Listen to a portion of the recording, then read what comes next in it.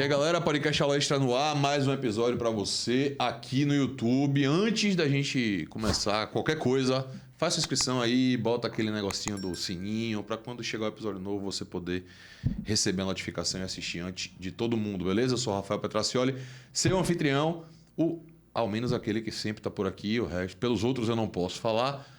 E comigo hoje especificamente, mas não sempre, Ivi Lira. Tudo bom, Ivi? Como é que você tá? Oi, Rafa, vem cá, deixa eu te perguntar uma coisa. Você mudou o seu currículo lá, você colocou youtuber?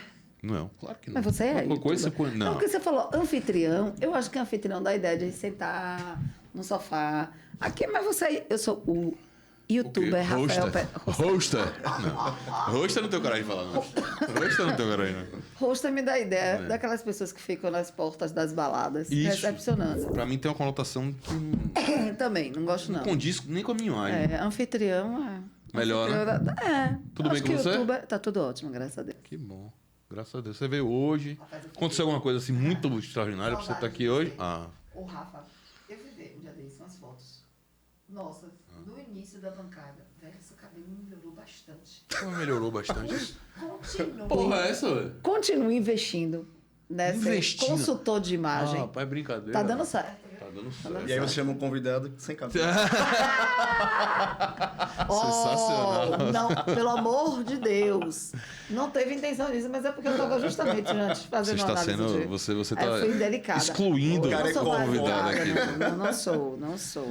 Galera, esse é o episódio número 34, segundo a produção. Se eu falei errado, porque no último eu falei errado, mas a culpa foi de Ive. Dessa vez, se eu falasse errado, seria minha culpa, mas eu acertei como é padrão Rafael, na verdade, que eu nunca erro. Não queria falar isso sempre, nem ficar passando nada na sua cara. Não é essa a intenção, entendeu? Hoje a gente está aqui com Yuri Teixeira e a gente vai falar sobre ativismo judicial. Yuri, que foi colega nosso, né, ainda, porque ainda somos todos em alma, talvez eu não. Membros do programa. Eu fiz alguma disciplina com o Yuri? Que eu me lembre, não. Não, né? Você não fez Dirley, Direitos Humanos, não, né? Não, fiz com Saulo. Então eu tava nessa disciplina de Saulo. Aí veio a pandemia, não foi isso? Ou já foi durante? Pandemia confundiu minha cabeça. É isso. Aí foi que foi cancelado. Eu acho que a gente foi... Yuri é nosso colega no programa de pós-graduação da Universidade Federal da Bahia. Concluiu o seu mestrado com uma dissertação sobre este tema. E aí a gente trouxe ele aqui para trazer essas opiniões. A galera vem sentar aqui, eu falei com ele, velho, me manda a dissertação que eu vou ler. Você leu? Claro, ele mandou, ele tem certeza que eu não li. Eu tenho certeza que ele tem certeza que eu não li, mas eu li. Ou você fez dever de casa. Foda, velho. Olha, eu não sei. Eu não li nada, só vou pelo achismo. Pra arregaçar. Eu tenho uma pergunta inicial, então, eu não li nada. Não, é porque o tema também ajuda.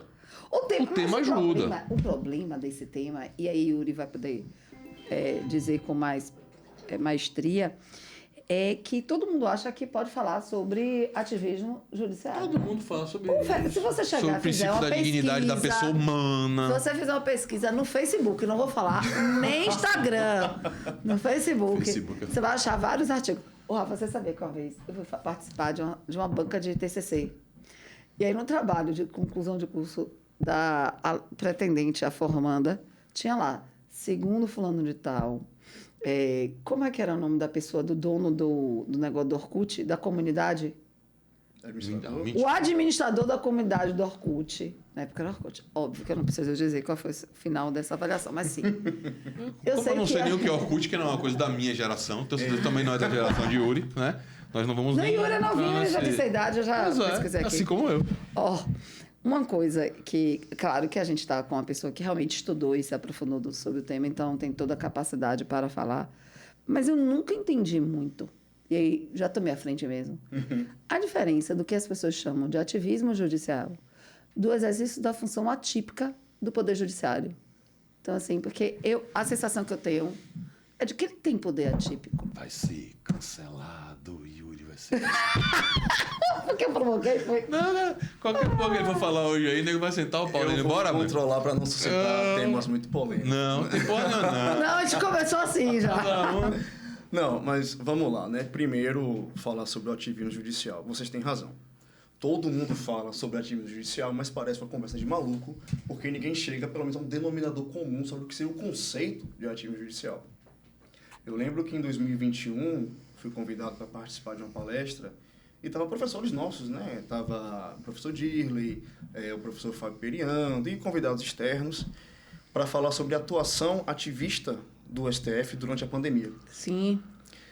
Até eles criaram um enciclopédia, uma coisa assim, Sim, né? a gente fez uma coletânea. Coletânea, Isso, eu lembro. saiu os artigos, se escrevemos e tal. E todo mundo apresentava um ponto sobre o que era o ativismo. Aí pareceu assim, que não chega muito a um acordo do que seria o ativismo em si. E a minha pesquisa, que o Pedro Salles falou que leu, eu acredito profundamente nisso. Ele não mente, não. Não, jamais. Ele tem outros defeitos, mas esse ele não tem, não.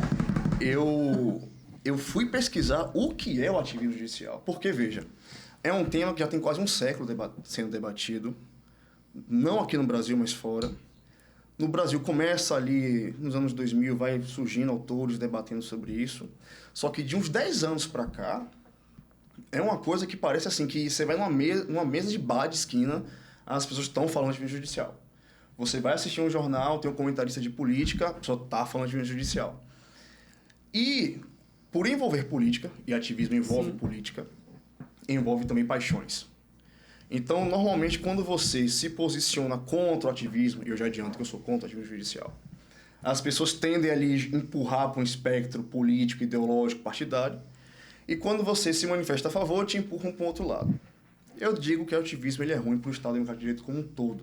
Seja você de esquerda, direita, cima, baixo, lado, outro, não importa. Né?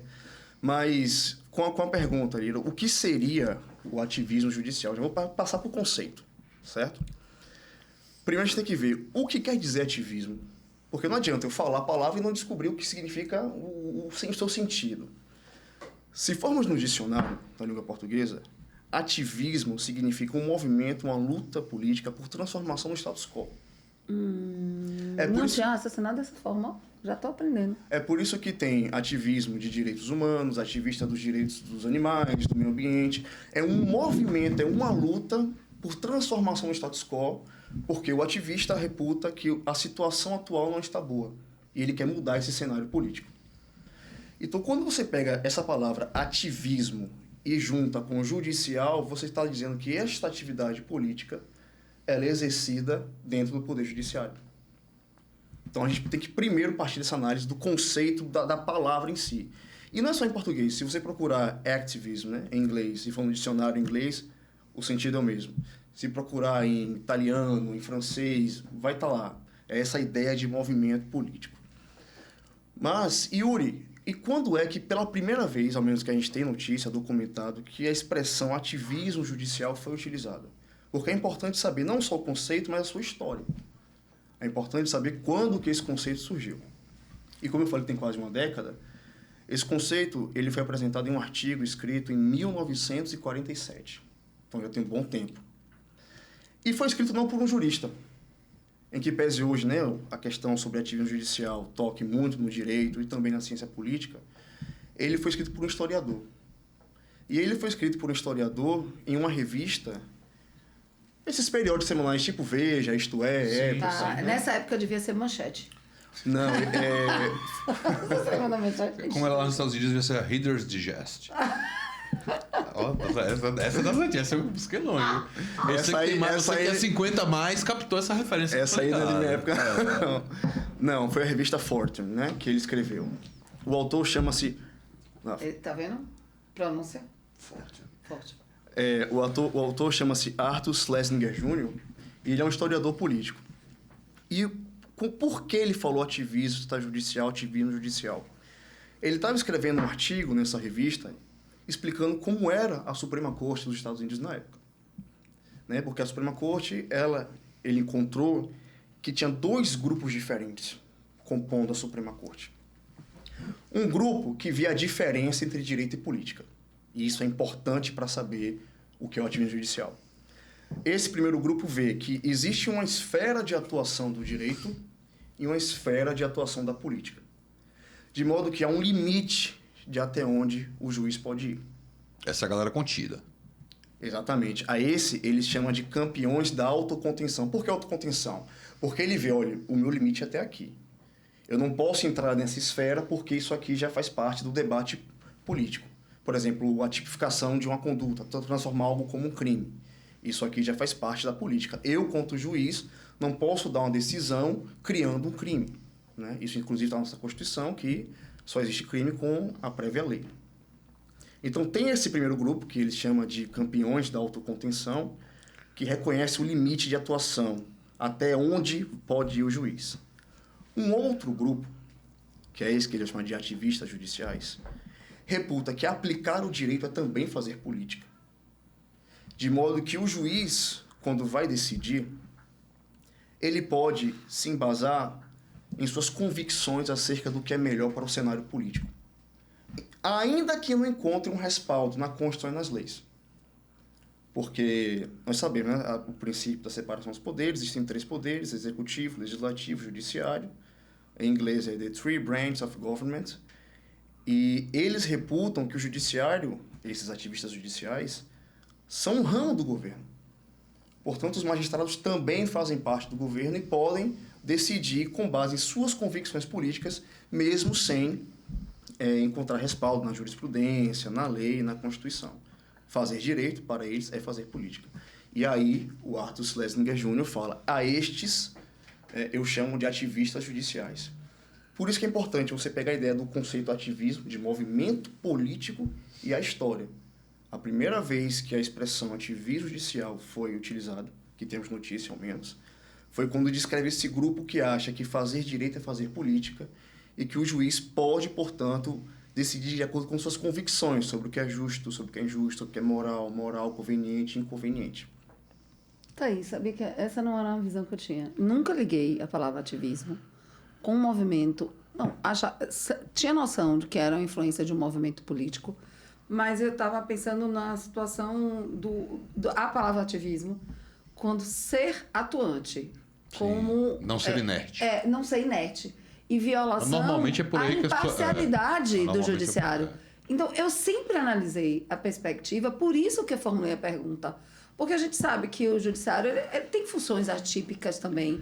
E nessas funções atípicas, nem sempre você é o ser inerte que fica esperando os conflitos baterem. Então, assim, partir dessa visão talvez seja um pontapé inicial para toda a discussão que a gente vai estabelecer, né? Exato. Ser ativista não é ser ativo. Ser ativo é ser proativo, tomar iniciativas. Sim, né? Não tem nada a ver uma coisa com a outra. Não tem a ver. Tem essa ideia do movimento político. E quando a gente vai pegar manuais de direito constitucional, normalmente escrito por magistrado, eles vão trazer um conceito de ativismo que é o seguinte: o ativismo judicial é uma escolha proativa, aí que vem, né, a sua colocação, do magistrado de defender a Constituição, dando fiel interpretação e aplicação à norma constitucional e protegendo os direitos e garantias fundamentais frente aos abusos do poder público. Eu reputo equivocado esse conceito. Por que eu reputo equivocado esse conceito? Porque vivemos em um Estado democrático de direito. Um dos pilares do Estado democrático de direito é a vinculação à Constituição. Os poderes públicos e os agentes privados, então, desde lá do presidente da República, o presidente da Câmara dos Deputados, do Senado, até nós aqui, nós estamos vinculados à Constituição. Não é uma escolha. E quando o juiz vai julgar um caso, vai julgar um processo, ele também está vinculado à Constituição. Não é escolha dele dar mais efetividade à Constituição, aos direitos fundamentais. Faz parte do pressuposto da atividade jurisdicional, da plena efetividade à norma constitucional. O que eu reputo indevido é essa percepção de que ele pode se valer de suas convicções políticas para suplementar aquilo que foi estabelecido pelo Executivo e pelo Legislativo. Bom, aí vamos lá, então. Primeiro eu vou confessar que eu sou extremamente simpatizante ao que você escreveu. A sua dissertação, inclusive, está muito bem escrita, muito bem dividida. Muito obrigado. Mega Faça didática. essa batida com ele aí, Ivan. Pode fazer, pode fazer. Estava escrito, não estava Pode fazer. O cara tá me elogiando, eu tô tão agradecido. Tudo combinado, tá tudo combinado aqui. Rapaz, Tá bem didática. Leu rápido, viu? Tá bem didática, bem dividida, os tópicos estão... Ele fez um curso de leitura. Faz uma sequência lógica, né? Traz alguns temas que talvez a gente não consiga sequer abordar aqui pela densidade. Profundidade, né? E eu fiquei extremamente simpático ao que você escreveu e às suas conclusões. Inicialmente porque eu sou originário de uma área do direito em que isso é a nossa vida do dia a dia. Em direito eleitoral, o TSE é um Estado dentro do Estado brasileiro. O TSE não é um ramo do poder judiciário, pura e simplesmente. Ele é um tribunal, mas por mero acaso. Ele poderia estar em qualquer outro ponto da estrutura estatal do Brasil que ele estaria bem colocado também, porque as atividades que Ive está chamando de atípicas, que nos outros poderes todos e no próprio judiciário são atividades residuais, no TSE não são atividades residuais. Você não pode dizer, por exemplo, que a atividade administrativa de administrar a eleição é algo que é residual. Não, isso é fundamental dentro do próprio... É verdade. E é um pilar da existência do próprio Estado. A função legislativa, que seria atípica, e tribunais todos fazem. O tribunal faz o regimento interno, o tribunal edita uma portaria, tudo isso é norma, isso é uma função legislativa.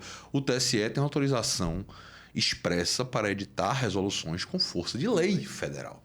Isso não é também uma função que você pode chamar de atípica. Então, essa ideia de uma atuação exacerbada do judiciário, para mim, é o que eu vivo o tempo todo. E sempre critiquei muito. Mas me chamou, e por isso eu sou simpático. Só que aqui, nesse momento, estou sentado do outro lado da mesa e alguém tem que fazer o papel de advogado do diabo e do chato. E vou fazer esse papel. Eu compreendi e captei claramente sua conceituação. Inclusive essa questão gramatical eu acho importantíssimo que se comece com ela, ao invés de você começar por uma concepção mais filosófica, porque quando você vai na gramática do termo, você já afastou da discussão uma série de problemas desnecessários, uma série de questões de valor que você não tem nem por que estar falando, porque não é uma questão de você... o juiz que é ativista é um juiz valoroso, porque essa é a visão. Né? Fulano é um juiz ativista. É o quê? Ele é proativo, ele está preocupado, ele quer aplicar a Constituição. Não. E tem uma frase que você coloca, não é exatamente escrita dessa maneira, mas a aplicação e a concretização da Constituição, ela não é uma consequência do ativismo, ela é um pressuposto da própria existência da ideia de jurisdição. Se você não vai fazer isso, para que tem jurisdição? Eu concordo 100%. E vejo que a maioria esmagadora das decisões que qualquer pessoa nas tais mesas de bar que a gente comentou no começo aqui diriam que seriam decisões ativistas.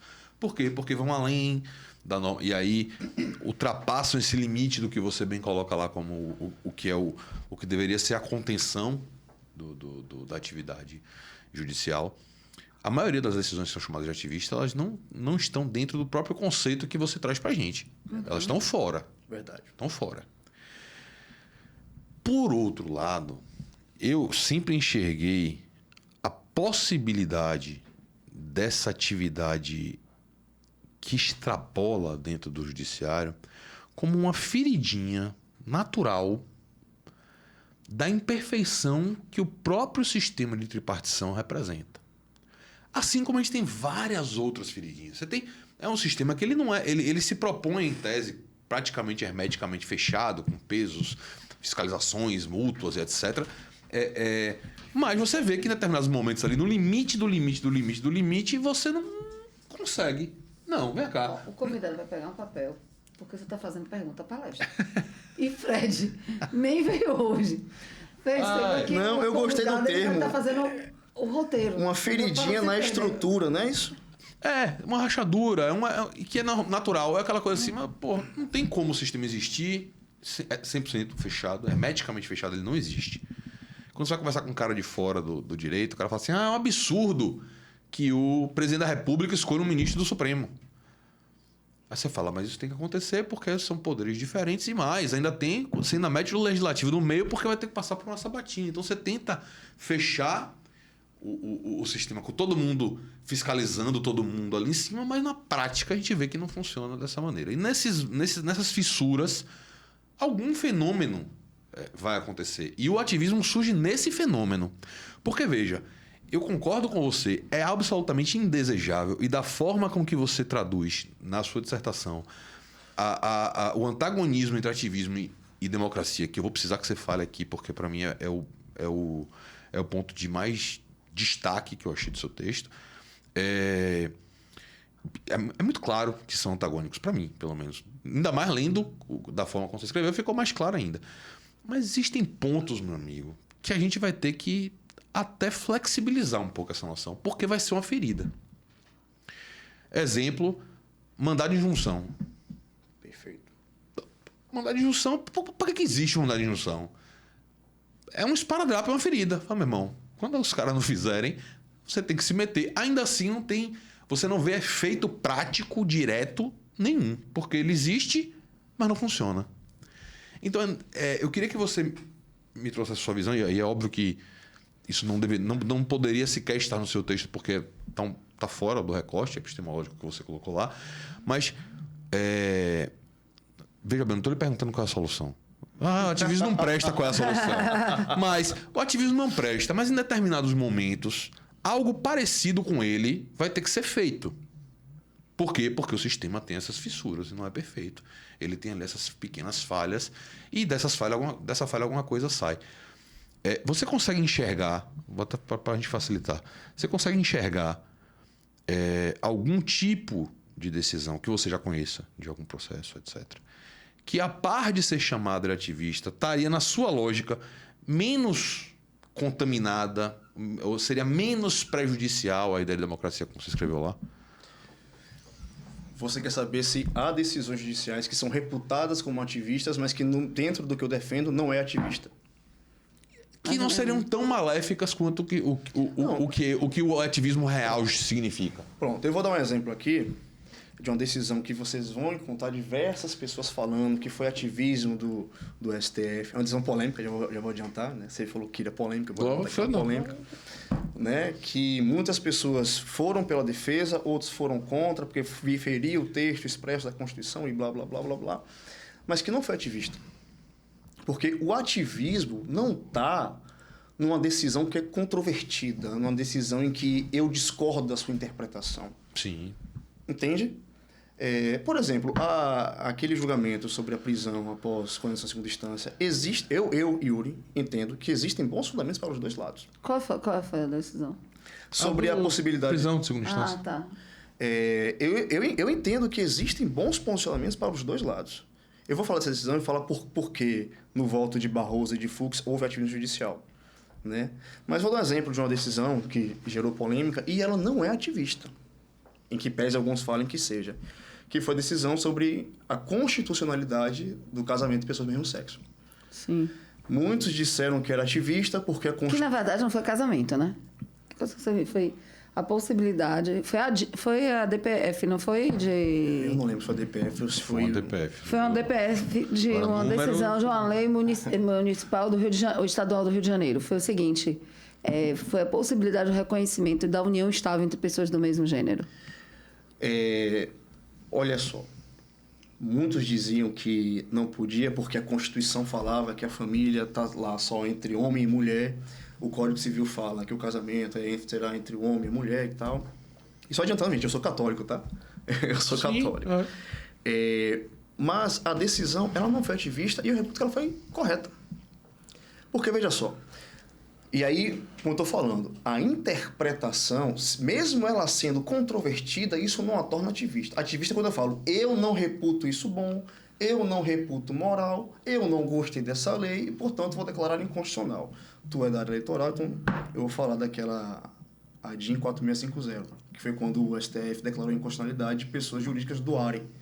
Ali houve ativismo, eu vou explicar o que houve ativismo. Mas essa da união de pessoas do mesmo sexo, não. Por que não? E veja, uma atividade aqui hermenêutica, né? Interpretativa. Isso. Vamos lá.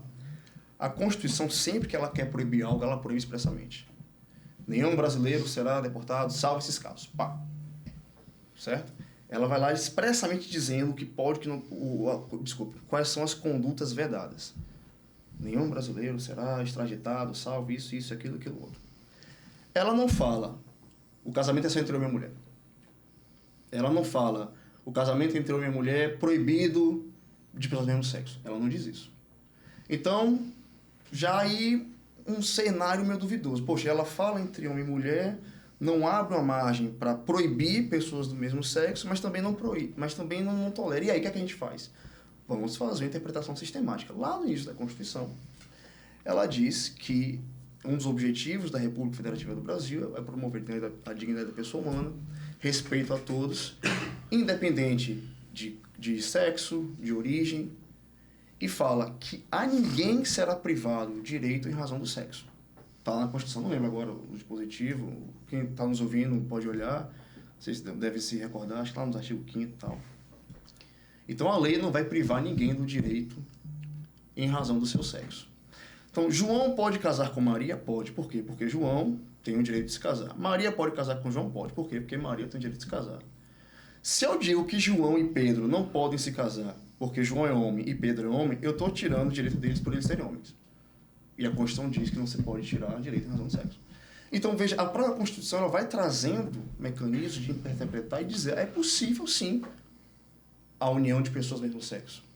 Em que pese vocês vão encontrar muitas pessoas dizendo que o STF rasgou a Constituição, que a Constituição fala que é só homem e mulher. A Constituição não proíbe em momento algum.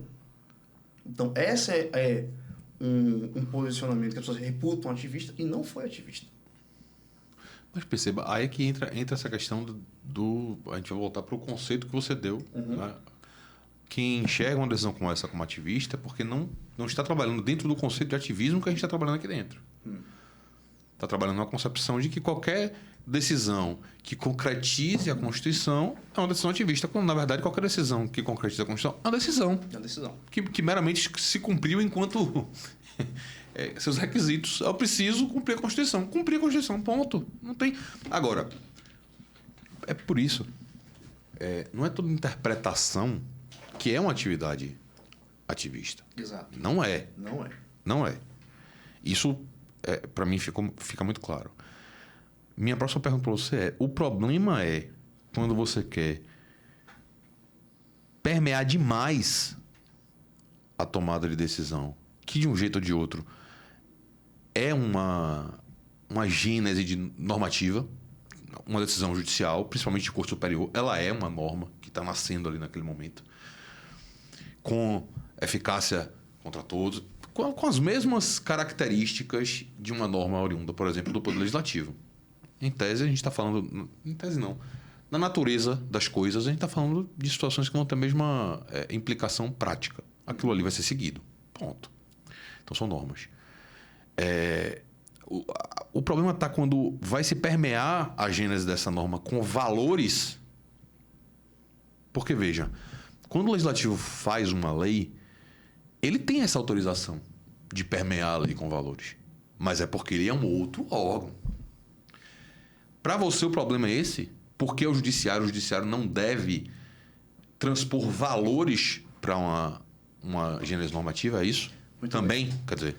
Olha só, valores, existem os valores construídos na comunidade, né? Os valores da sociedade como um todo, e existe a minha concepção valorativa sobre um fato, a minha concepção sobre o que é justo, sobre o que é injusto, sobre o que é moral, sobre o que é imoral, e podemos divergir sobre isso.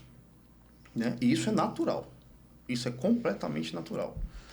O problema é quando nós temos um órgão que é escolhido pelo povo, que tem o poder de debater essa diversidade valorativa e assim decidir, e aí chega aqueles que não são representantes do povo e diz: não gostei dessa valoração. Se é feita uma valoração que está em confronto à Constituição, ele tem autorização para barrar. Mas só pelo fato de ele dizer: não gostei, não acho bom, acho imoral, acho injusto, aí não tá, porque ele não é representante do povo. O judiciário não é representante do povo, em que pese muitos afirmem que seja. Eu vou dar um exemplo aqui. O Luiz Roberto Barroso, que todo mundo, né, fala, critica ele e tal, não sei o quê, alguns defendem, outros criticam, ele tem um livro chamado Judicialização da Vida. Pai, desculpa interromper. Barroso é o típico exemplo do cara que era ovacionado, virou ministro do Supremo, perdeu tudo. As pessoas deixaram passar a odiar Barroso. Todo mundo adorava Barroso antes dele ser ministro do Supremo. Todo mundo citava Barroso. Muito de aí quando ele virou ministro do Supremo, porra, Barroso é uma merda, Barroso... Ficou uma... a clara situação da vidraça, né? O cara virou vitrine, vai tomar pedrada o tempo todo. Eu não sou dessa turma de que odeia nem de quem ama Barroso, porque tem também os que gostam dele. Eu tenho críticas a posicionamentos e eu acho ele intelectualmente honesto. Né? Como esse livro que eu estou falando, né? Judicialização da Vida, ele defende esse ponto de vista. Ele defende que o judiciário ele é um poder sim representativo, eu discordo, e que há situações em que o judiciário, isso está expresso no livro dele, pode fazer com que sua vontade política se sobreponha sobre a vontade política do executivo e do legislativo. Aí que eu discordo. Porque o judiciário faz um controle de constitucionalidade. Aí é forte mesmo. Aí é forte porque aí você já Porque começa... você cria uma hierarquia, né? E eu achei ótimo você falando, porque a gente vai começar a trazer o viés da conversa para a questão democrática, que é fundamental, né? Se você dizer isso, você está escapando da ideia de um regime democrático. Que é o que eu acho que por isso que o ativismo fere o regime democrático. Ressalvas totais agora para todos que estão assistindo, né? Aqui nesse momento não se fala a palavra democracia, e você faz essa ressalva no seu texto também, como esse signo mega aberto. Que essa palavra gourmetizada, com né? virtudes, com coisas lindas e maravilhosas, e quem é democrata é um fantástico, e quem tem qualquer opinião contrária é um filho da puta, não tem nada a ver, não tem nada a ver com isso aqui. A gente tá falando de uma situação, de um conceito extremamente técnico. O que é um regime democrático? Não é essa fantasia, não. Um conceito fantasioso, não. A gente está falando tecnicamente do que é democrático, e dentro de um conceito do que é tecnicamente democrático, o judiciário não tem como fazer, expor a sua opinião, fazer valer uma opinião. Não é isso? Exato, porque o que compete a ele é exercer uma função, inclusive contramajoritária. Por quê? A Constituição, ela assume pré-compromissos. Como assim, Yuri, pré-compromissos? Olha, a Constituição, ela desenha um projeto de sociedade que, em momento, né, que a sociedade define, olha, nós somos contra a pena de morte.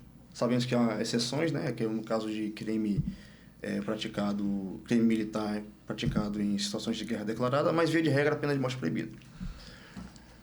Mas a opinião pública, e o Barroso fala isso, ela é como o vento, ela vai e volta, vai e volta. Sim.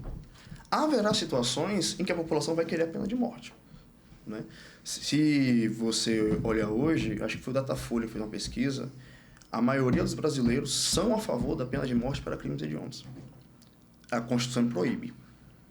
Então, se, por exemplo, há uma lei que é aprovada pelo Legislativo dizendo, no caso de latrocínio, no caso de homicídio doloso com requinte de crueldade, pena de morte, cabe ao STF fazer esse controle e dizer não. Porque não é a vontade política dele, mas sim o que está na Constituição.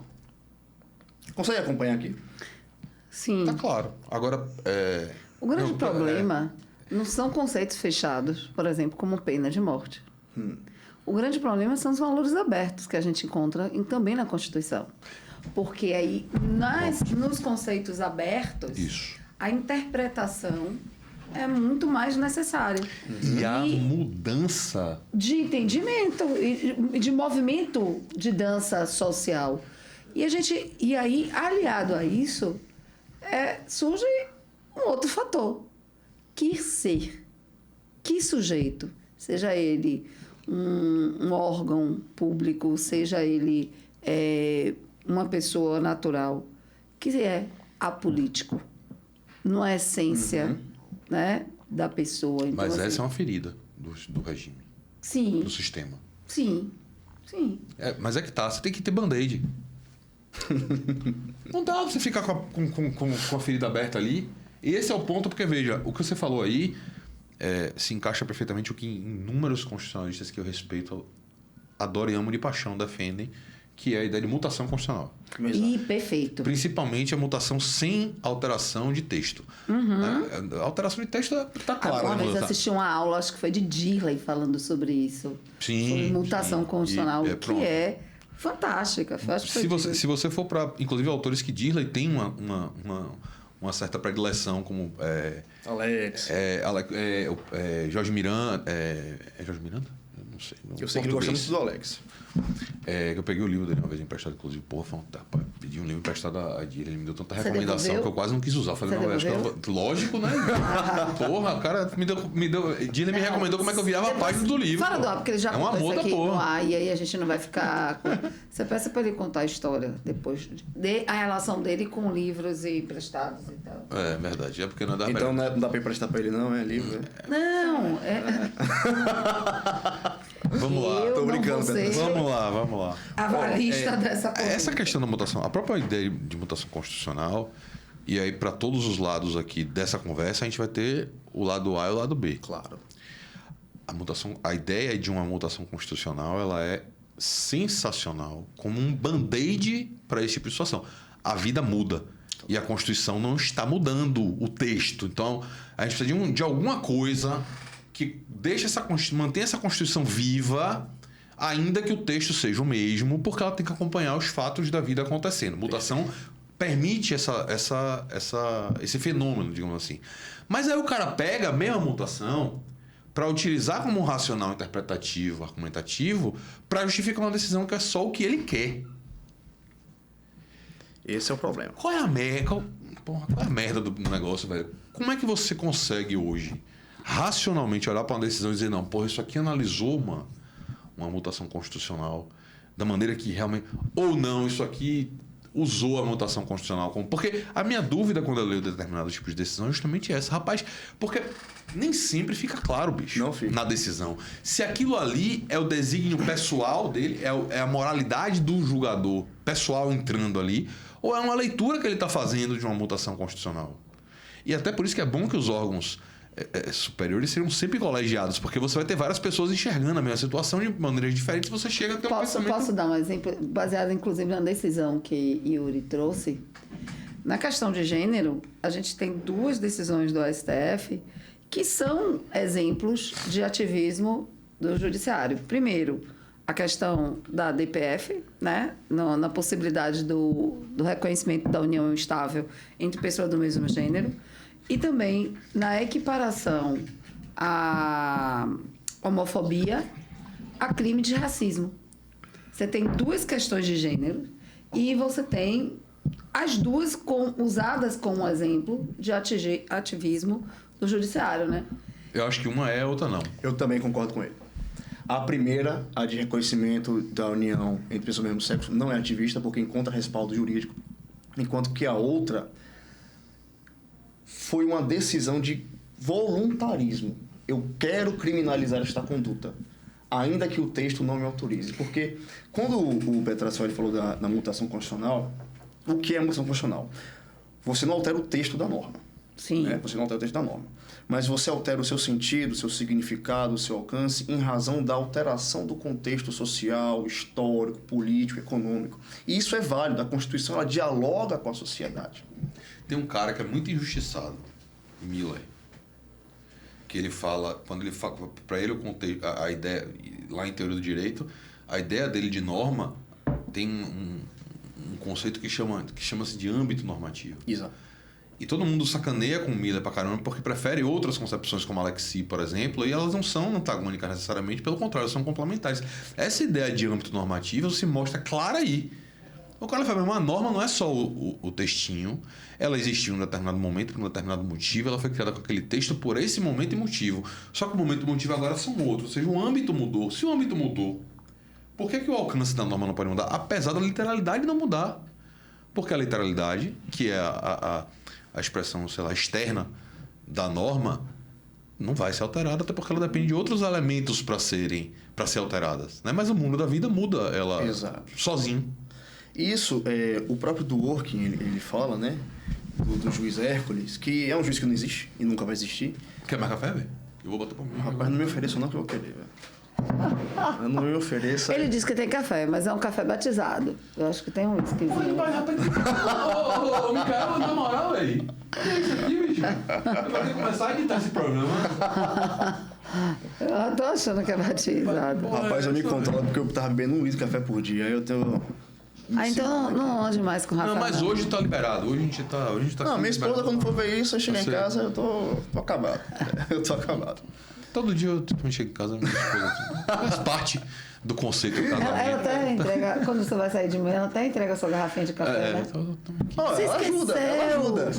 A minha fala tá bebendo demais, sim senhora. Velho, ó, o cúmulo. Só pra vocês verem que vocês não são os mais viciados em café. Eu já dei aula pra uma turma, que a turma se reuniu e comprou uma cafeteira. Pra quê? Cada um ficava responsável por levar o quente e frio durante o dia da aula. E aí, como as pessoas às vezes não cumpriam a sua obrigação, a turma se reuniu, comprou uma cafeteira e ficava na faculdade, a cafeteira eles faziam café. Eu já dei aula em turma, que quando eu chegava, a galera chegava com café pra mim, porque sabia que eu tomava sempre. Mas de deixar uma cafeteira já na sua porra, isso aí foi... Uma boa turma, gostei. Turma dos sonhos. Gostei. Boa turma. Mas sim, o que é que o Dworkin fala? Né? Isso aí que você falando. Quando é que você encontra que o juiz ele fez uma análise do contexto comunitário, da evolução da moral da comunidade e quando ele coloca a convicção dele? Isso nem sempre está na ementa do julgado. Né? E é uma falha de muitos pesquisadores irem atrás de decisão, compreender, lendo a ementa ou apenas o voto. Você tem que ler toda a discussão, você tem que ver as manifestações em plenário e fora de plenário.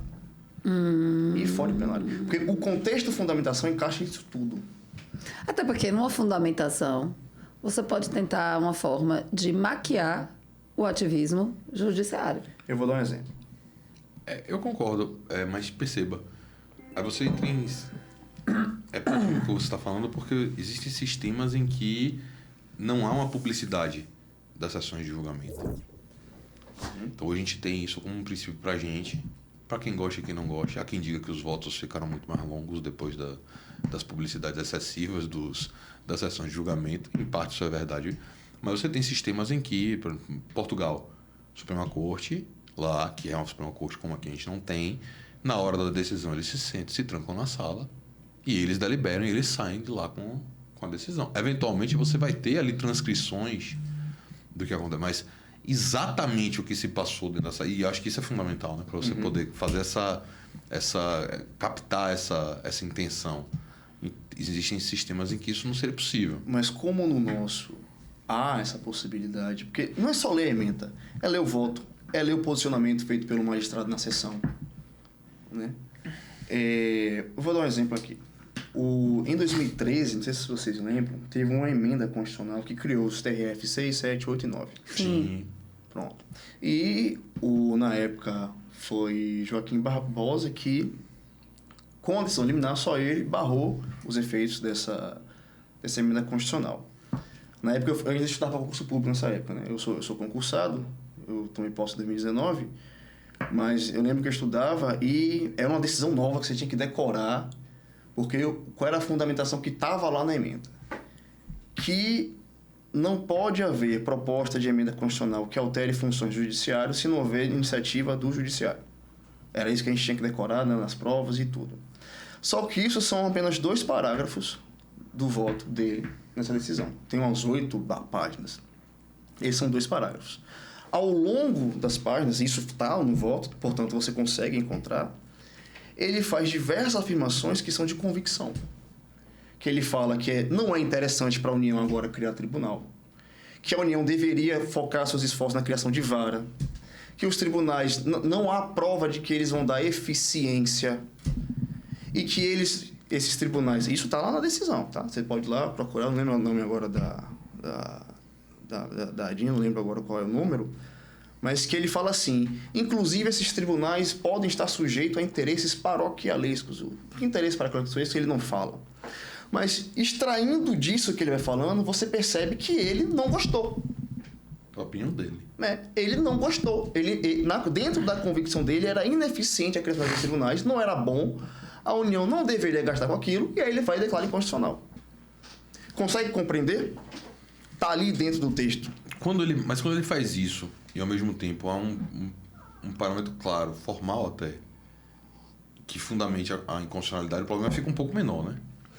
Na verdade, você consegue desmascarar a opinião dele. É isso que eu ia falar. Mas a decisão não é ativista por isso. Se ele parasse naqueles parágrafos, você dizer, olha, tem aqui uma interpretação, pode estar havendo uma mutação constitucional, porque em 2005, quando o STF foi julgar várias ADINs sobre a emenda constitucional 45... Não. A emenda constitucional 45 foi em 2004. Isso. Que alterou, né, o judiciário Totalmente. como um todo. O judiciário declarou a constitucionalidade daquela emenda constitucional. Né? Inclusive que criou o CNJ, vários se opuseram e tal, e não falou momento algum de vício de iniciativa, de que deveria ter partido do STF. Se ele, naquelas 2, 3 parágrafos, tivesse dito que deveria ter partido do STF, você pode falar, não, está aqui havendo uma mudança da orientação jurisprudencial, ainda que você concorde ou não. Poderia estar havendo aqui uma mutação constitucional. Só que a partir do momento que ele vai mostrando, né, que é ineficiente, não vai servir de nada, vai estar sujeito a interesses paroquiais, e ele não explica o que é isso. Aí você vai vendo que, na verdade, é uma decisão que ele está proferindo não controle de constitucionalidade, mas sim de convencionalidade daquilo que está de acordo com as particularidades dele. E aí, não sei se vocês lembram, na época, vários jornais divulgaram isso, a briga que ele teve com representantes da magistratura que defenderam a criação dos tribunais. E ele gritando com os magistrados, dizendo: vocês fizeram na surdina, isso não era para ter sido feito, vocês estão criando esses tribunais para ficar em resort, em praia. Não sei se vocês lembram da expressão que ele falou. Não me lembro, não teve isso, foi? Teve. Eu não sabia que tinha chegado nesse nível. Coloca no YouTube, Joaquim Barbosa, se você colocar Joaquim Barbosa versus, vai aparecer ele versus várias pessoas. Você vai assim, vai aparecer um campeonato do UFC, né? E principalmente ele e Gilmar Mendes. Mas se você colocar Joaquim Barbosa versus magistrados, ou Joaquim Barbosa, criação dos tribunais, ele fala isso, que os tribunais vão ser uma inutilidade, e ele diz, apenas para dar emprego a advogados e que serão criados em resorts, em praias, para todo mundo aproveitar. Você conjugando isso, mas o contexto que ele colocou nos autos, de que era uma inutilidade, a União não deveria criar aquilo, você está vendo que ele está fazendo um controle de convencionalidade do que ele reputa ser mais adequado naquele momento. Uhum. E não de acordo com o que está na Constituição. Porque se ele falasse, olha, há um vício aqui de iniciativa, mesmo que isso não tenha precedente jurisdicional, você pode falar, não, está havendo uma mutação. Só que quando ele continua, você percebe, você desmascara.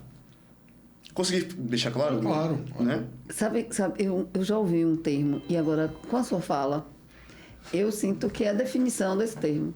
Você se lembra que a gente trouxe até um link que a gente discutiu lá no programa na rádio sobre economia processual, direito econômico do processo, que é a análise da repercussão e necessidade social daquela decisão. É outra forma de falar no ativismo. Sim. Agora, essas discussões são todas discussões satélites de uma mesma coisa. Isso, verdade. A análise econômica do direito está umbilicalmente ligado a a atuação ativista. É um valor. Talvez até como uma resposta ou como um outro âmbito de argumentação a favor ou contra também, porque não é porque aqueles que são favoráveis à análise econômica do direito não quer dizer que eles são contra situações ativistas. Pelo contrário, todas vezes estão no mesmo sentido. Mas isso que eu consegui extrair do seu texto em relação, volto a dizer aqui, a questão da democracia. Porque não é só a decisão ser boa. Porque, veja, em uma determinada situação, a parte que você fala de contra-majoritariedade também é bem interessante, quando é invocado só para poder justificar aquela decisão. Eu sou um representante da contra-majoritariedade, que eu estou no judiciário. Então, mas só quando é conveniente isso é trazido à tona. No final das contas, na maioria das vezes, o argumento usado é o contrário. Deixa eu só contextualizar isso que tu está falando, né? Que há defensores do ativismo que falam, e novamente vou citar o Barroso, porque está expresso no livro dele, tá? Existem outros, eu acho que o George Marmenstein também está... Só aproveitando, porque você sabe que a gente faz o programa aqui gravado, óbvio, mas a gente recebe algumas mensagens, né? A gente recebeu uma mensagem de um ouvinte nosso participativo, justamente pedindo você falar isso. Se você enxergava algum aspecto positivo no ativismo do judiciário. E aí, você falando... Não. Voadora no cangote. Então, ele vai abrir outra aspas dizendo assim... O que eu vou falar agora da defesa do ativismo, eu não coaduno. Então, vai lá. Pronto. Que eles defendem o seguinte, que o judiciário ele é um poder representativo e que há situações... Isso está bem... E eu cito a literalidade. Eu cito literalmente o que ele coloca no texto dele, no livro dele.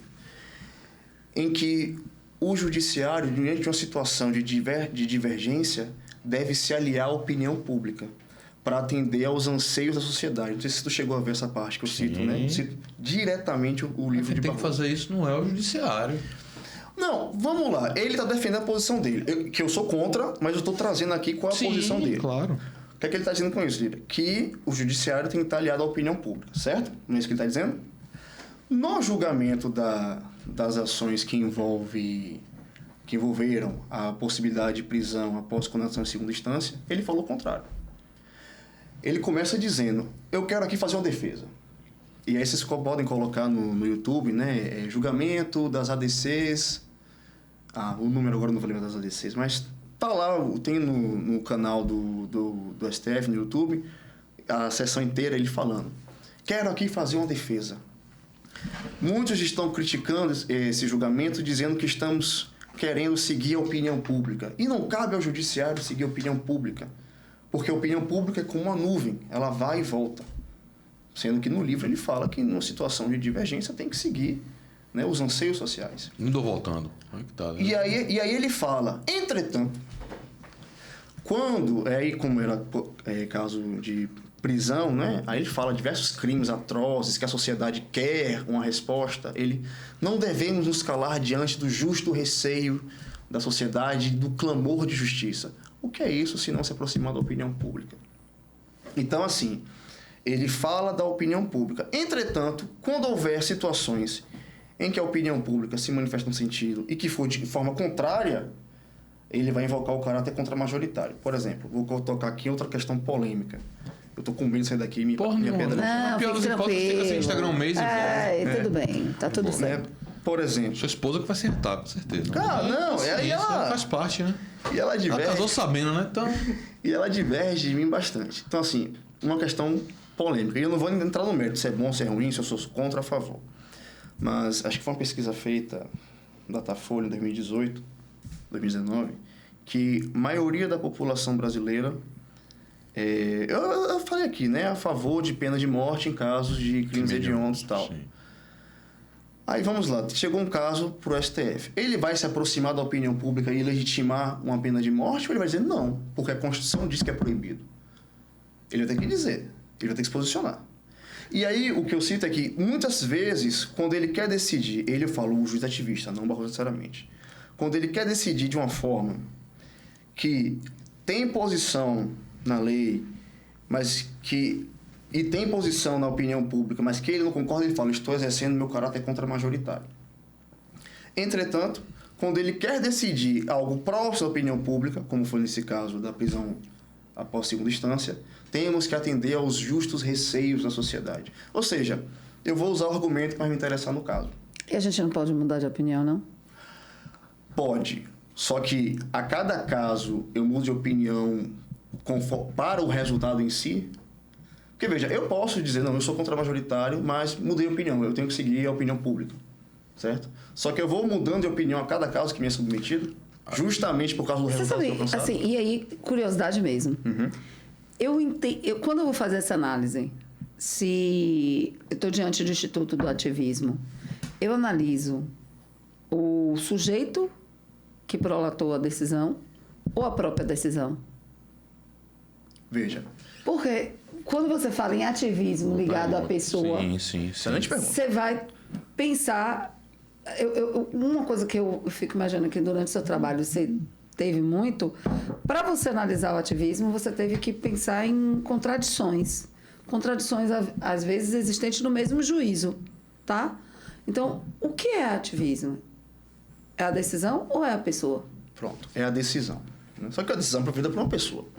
Então, se essa pessoa invoca sua convicção particular, privada, sobre o que é justo, injusto, bom, bonito, feio, sem encontrar respaldo no ordenamento jurídico, porque ele quer mudar o status quo, ele quer implementar alguma medida que ele reputa politicamente mais interessante, sem respaldo na Constituição e nas leis, ele está sendo ativista.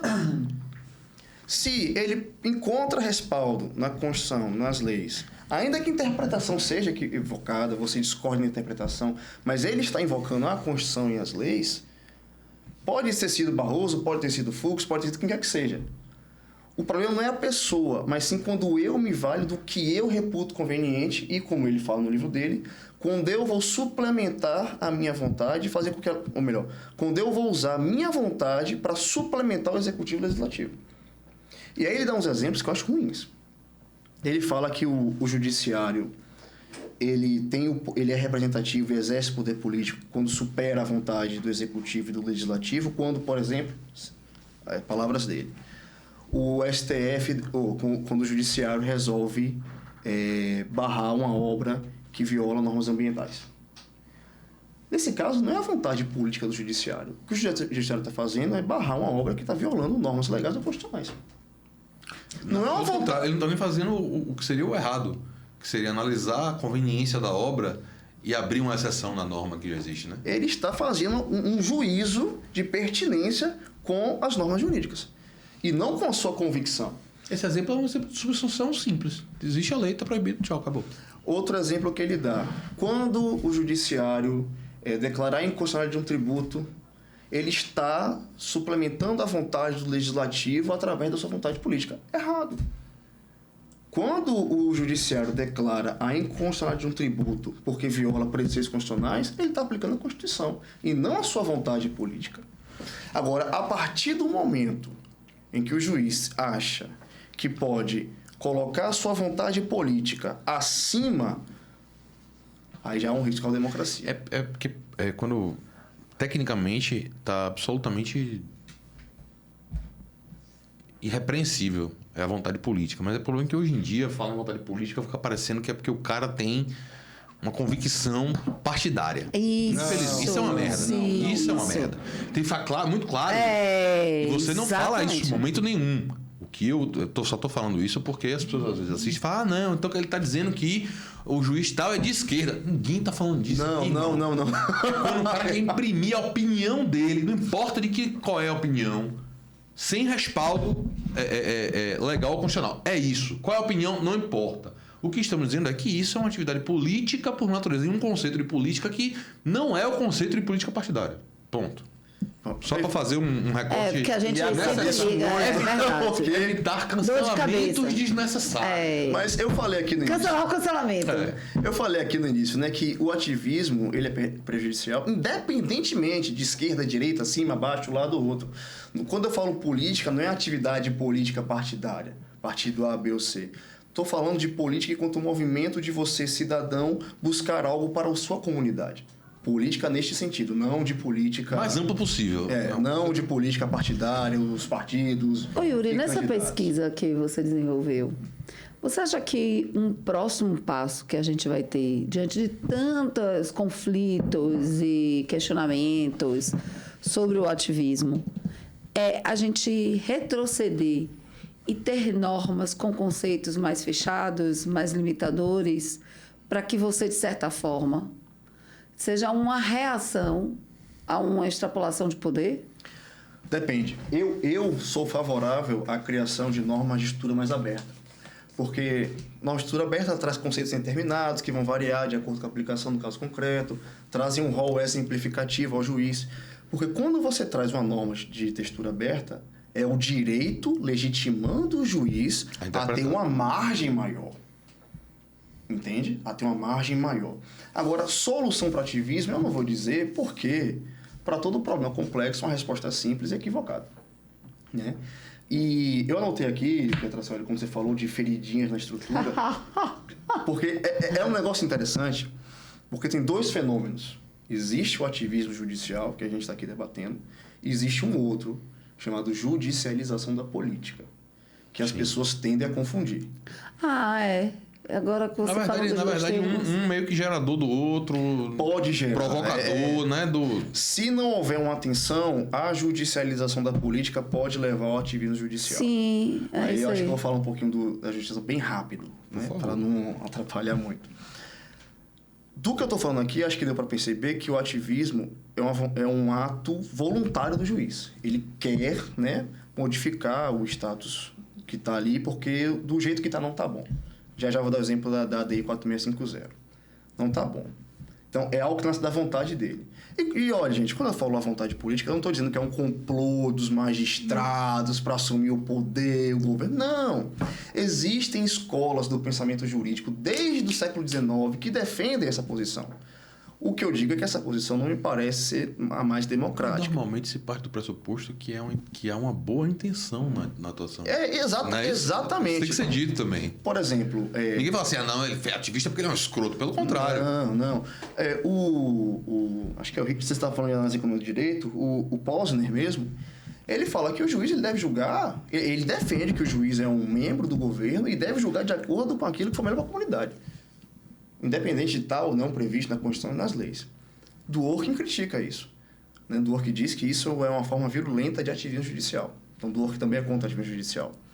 Mas isso não quer dizer que o Posner ou que o Barroso são pessoas ruins e querem tomar o governo. Não. Pelo contrário. É uma forma de analisar o que é o direito. Lembra aqueles dois grupos distintos? Tem um que vê a diferença, né, que são os campeões da autocontenção, entre o que é o direito e o que é a política. E existem aqueles que entendem que fazer direito é fazer política. Esta concepção daqui, que é a concepção que está presente do ativismo.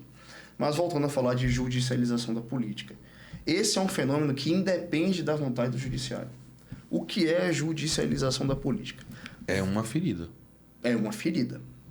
Várias questões que antes, lá 5 décadas atrás, eram debatidas, sociedade civil junto ao executivo, junto ao legislativo, manifestações, sindicatos, partidos, com as novas constituições do pós-Segunda Guerra, várias questões que envolvem moralidade, economicidade, passam a ser garantidas no texto constitucional.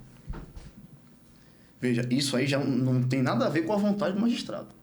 As constituições, elas ampliam o catálogo de direitos fundamentais, ampliam a possibilidade de controle de constitucionalidade, o que é bom, e amplia a participação do cidadão. Hoje, um cidadão pode entrar com ação questionando com aquilo que o Barroso falou. Um cidadão pode ingressar com ação popular para barrar uma obra gigantesca que o governo está querendo fazer por violar normas ambientais. Então, a judicialização da política é esse fenômeno que diversas questões que antes eram debatidas entre executivo e sociedade, legislativo e sociedade, agora estão sendo levadas para o judiciário. Para o judiciário decidir, para o judiciário resolver. E isso se dá por uma série de fatores. Expansão do catálogo de direitos fundamentais, separação dos poderes e também uma coisa que alguns autores falam de entrincheiramento. O que é o entrincheiramento? Para mim é o principal fator esse aí. O que é o entrincheiramento? Quando a Constituição é elaborada, vários grupos, né, de poder colocam ali na Constituição uma série de direitos que sabe que vai ser muito difícil ser alterado em razão do processo dificultoso da emenda constitucional. Então, ainda que haja uma maioria para mudar algo, tem que ser uma maioria específica, super qualificada por emenda constitucional, e se eu perder, eu vou discutir no judiciário. Exemplo disso, criação do CNJ. Quando o CNJ foi criado, muitos não gostaram e foram discutir no judiciário.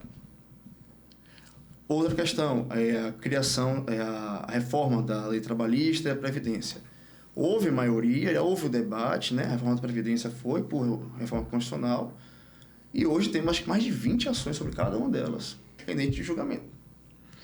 Então, é um fenômeno das democracias contemporâneas de trazer mais decisões ao judiciário que antes ficava ao campo de discussão do legislativo e do executivo. Agora, eu acho que essa questão deve, ao invés de atrair mais um ativismo, atrair mais uma contenção. Em dizer, olha, essa esfera aqui não é minha. Pronto. Aí entra o que, para mim, a real ferida dentro dessa discussão toda é o não é comigo do executivo e do legislativo. Situações vivas do corpo social que clamam uma atuação do Estado em algum sentido, não importa qual, e o executivo se abstém, o legislativo se abstém, seriam as instâncias naturais de resolução daquela situação. E aí eu não vou nem dizer que é porque isso acontece certamente. O cidadão, de fato, é lugar comum. O cidadão só enxerga o judiciário como aquele que pode resolver o seu problema, e então por isso que essas questões chegam lá.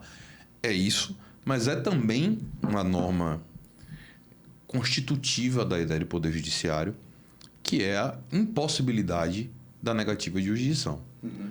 Então você chega pro cara e fala, meu irmão, tem uma situação aqui para você. Ó. E aí eu vou até... parêntese aqui, para eu ler uma pergunta da nossa produção. A produção... Que é a produção que pergunta... Aqui é ativa. A produção é ativa. Ele falou assim, uma pergunta, mestre. Não existe a possibilidade de não ser muito, mas também não ser tão pouco nessa questão do ativismo judicial? Colou no meio. Eu creio que é irreal pensar que tem como sermos 100% apolíticos. Todos temos tomamos partido em nossas escolhas diárias. Claro que não podem existir excessos, mas é completamente prejudicial, ou é possível existir essa balança? E o que eu tô falando aqui tem muito a ver com o que ele tá perguntando aqui agora. Um equilíbrio. Porra, tem uma situação que ela é claramente um ponto que clama a atuação das instâncias representativas para ser resolvida. As instâncias representativas fingem que não é comigo, meu irmão. Não é comigo. Aquilo, inevitavelmente, em algum momento, vai chegar no colo do judiciário. O judiciário, entre esses três, é o único que não pode dizer não é comigo. Porque, veja, quando você coloca assim, olha, o judiciário tem que ter uma situação em que ele diz assim, não, o meu limite é esse aqui, eu não posso ir. Isso tem que ter um cuidado muito grande para não se configurar como uma negativa de justiça. Porque o judiciário ele tem que decidir. O ponto é em que momento ele vai olhar para aquilo e dizer, rapaz, isso aqui... E aí isso fica muito claro com a questão de implementações de políticas públicas. E aí, com outro ponto que você tratou, que é a questão dessa expressão contra o majoritário, que me incomoda para várias questões disso, ela é adequada, mas não para todas. Mas nesse ponto seria que é a questão de concretização de direitos de minorias. Isso também é uma situação que vai cair no colo do judiciário, porque as instâncias majoritárias não querem resolver aquilo dali. E o judiciário não pode dizer não posso. O judiciário não pode dizer e não é comigo não, vai bater em outra porta. Como é que o cara sai dessa? Olha, o ordenamento, ele já nos dá a possibilidade de controle diante das omissões. Sim, né? Beleza. Então, se esse não agir do executivo e do legislativo configura uma omissão inconstitucional, claro que o judiciário pode proferir uma decisão. Você falou do mandado de injunção, por exemplo, né? O problema é na prática, não serve para porra nenhuma. Não, existe... A decisão de mandado de injunção, ela deveria gerar determinado tipo de efeito que não gera na prática. Não, mas está caminhando, né, a jurisprudência evoluindo no sentido de que, olha, há uma omissão na concretização desse direito fundamental. O legislativo não está criando a norma. Farei, como foi no caso da greve dos servidores públicos, Sim. Farei algo aqui, né, aplicarei de forma analógica uma norma parecida, até que venha a legislação criada pelo legislativo. Isso está garantido na nossa Constituição, isso é possível, o controle das omissões. O problema é que nem todo agir, ou melhor, nem todo não agir é uma omissão inconstitucional. Às vezes é uma vontade política. Entende? Mas como o amigo da produção aí perguntou, né? Não tem como ter um meio termo? 2021, quando tá tendo aquela discussão, né, sobre vacinas, sobre lockdown e tudo, que estava tendo várias divergências. O governo federal queria uma coisa, estaduais estavam divergindo, município... Ali havia uma questão envolvendo direitos e garantias fundamentais, que envolvia inclusive até uma forma de conflito federativo, e isso você tem na Constituição a possibilidade de o STF sim controlar. O que o STF não pode é legislar, como ele fez, né, com a DEI 4650, que eu falei tanto aqui. Você conhece, né, Petracioli? Foi invenção. Aí foi pura invenção. Não sei se tu conhece esse julgamento. Qual é? Doação de pessoa jurídica para campanha eleitoral. Não. Pronto, vamos lá. O que é que acontece? 2013, 14 e 15, nós tivemos várias manifestações no Brasil, né, em razão de pessoas estarem contra o estabelecimento político, né? Junho de 2013, todo mundo lembra dessas manifestações. 2015 também tivemos. Em 2014, 2015, foi descoberto um escândalo de corrupção de diversos partidos, tá? Não estou falando partido A, B ou C. Quando se fala de política, não se fala só de um partido ou outro. Está falando de vários. Seja candidatos à presidência, ao governo, de empresas que faziam caixa 2, que faziam lavagem de dinheiro, que compravam candidatos, ou candidatos que compravam empresas.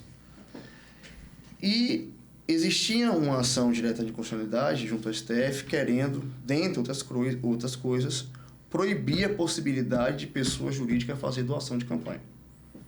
Vou só para abrir um parênteses na contextualização. E na eleição de 2014 foi amplamente debatido os valores vultosos doados para as campanhas presidenciais daquele ano. Inclusive a situação de empresas que doavam para todos os candidatos.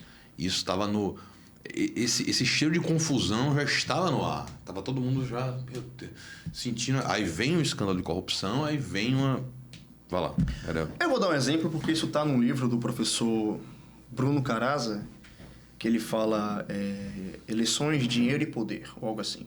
Então, se alguém quiser cancelar, lê o livro lá, tá. Cancela a pessoa correta. Não, mas ele fez uma pesquisa muito bem feita. Ele foi atrás do... Ele pesquisou as delações premiadas, ele foi atrás do depoimento, ele entrevistou ministros, né? Por exemplo, a Odebrecht, em 2014, fez doações para as 3 principais candidaturas. Sim. Para o PT, para o PSDB e para o Dias do Campos era... PSB. Fez doação para as 3, né? Fez doação para as 3. O que não é ilegal. Não. Em tese não é ilegal. O STF, no máximo imoral. O STF não gostou, né? Mas não é ilegal. Por quê? O que é que prevê a legislação? Nós, pessoas físicas, podemos doar até 10% para qualquer candidatura. Então, se eu declarei R$100 mil de imposto de renda, eu posso doar até R$10 mil, para quem eu quiser. As pessoas físicas, ou as pessoas jurídicas, podiam doar até 2%. Só que aí veio esses escândalos de corrupção. Os escândalos não era sobre a doação em si, a doação declarada para a Justiça Eleitoral. Os escândalos era Caixa 2. O que é Caixa 2, Yuri? É quando a empresa injeta o dinheiro sem declarar. Está escondido, está maquiado, para fins, né, muitas vezes ilícitos. Na compra de voto, ou quando o candidato compra uma empresa, porque, olha, isso acontece no Brasil. Se determinada empresa não apoiou o candidato à prefeitura, ela vai ter muita dificuldade naquele município. Isso acontece. Sim, claro. Isso acontece, né? E aí, o que foi que o STF fez? E aí, olha por que aqui é ativismo, né? Ele começa dizendo que não existe na Constituição, repito, isso está na decisão, ADI 4650, não existe na Constituição um programa... Que vede. Não existe na Constituição um programa, um desenho sobre como devem ser as doações eleitorais. E que isto fica a cargo do legislador. Ponto. Quando ele diz que não há um programa, não há um desenho constitucional, a Constituição nada diz. Isso está a cargo do legislador.